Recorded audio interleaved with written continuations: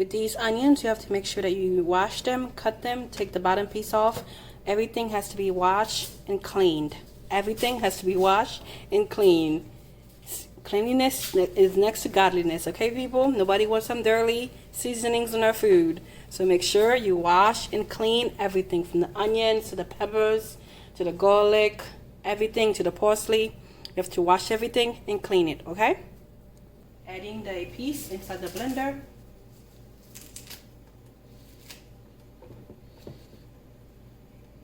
Just make sure everything will fit.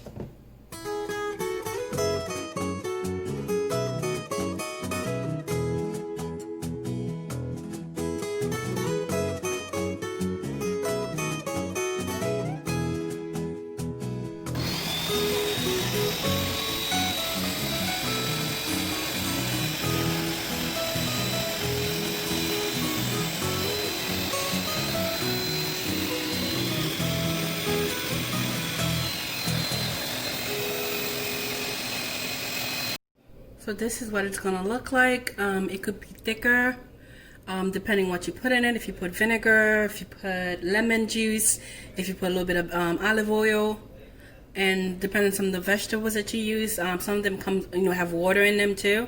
So it could be more liquid than you probably want it to be, but it's fine as long as it has good seasonings, different flavors. It's still gonna be good, thicker or not.